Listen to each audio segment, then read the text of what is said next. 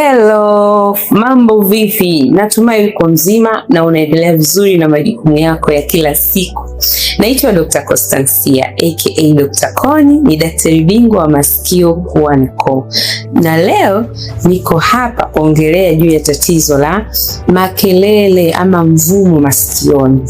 Hii tatizo linawatokea watu wengi, especially wale ambao umri umesogea kidogo, lakini hata vijana siku hizi pia tunapata ambao wanalalamika ya kwamba wanasikia makelele masikioni. Nikisema makelele nasema mvumo, milio, filimbi na vitu kama vinapiga kelele za aina fulani. Hilo wanasema kama mvua, kama mashine masikioni.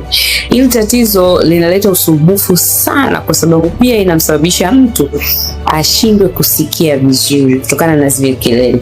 Wengi wao wana historia ya kufanya kazi sehemu zenye makelele kama viwandani ama sehemu ambazo zilikuwa na makelele, sehemu zenye biashara, sehemu ambayo ni viwanja vya ndege ama sehemu zote ambazo zilikuwa zina makelele.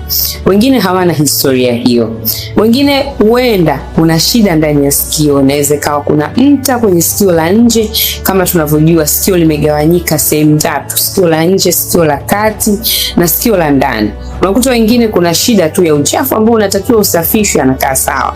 Wengine huenda kuna maji yamejikusanya katika sikio la katikati, ambayo haya yanaweza kuwa yamesababishwa na vitu kadha wa kadha, ikiwemo shida za mzio ama allergies, ama kwa watoto ama watu wenye umri fulani inaweza ikawa kuna shida kwenye ile connection kati ya pua na sikio la kati. Kwa hiyo inasababisha pressure differences pale maji yanajikusanya katikati. Kipi ni chanzo cha makelele?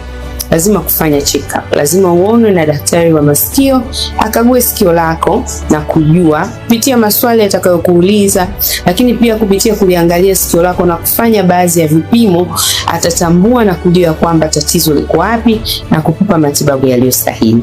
Asante kwa kunisikiliza, uwe na wakati mwema.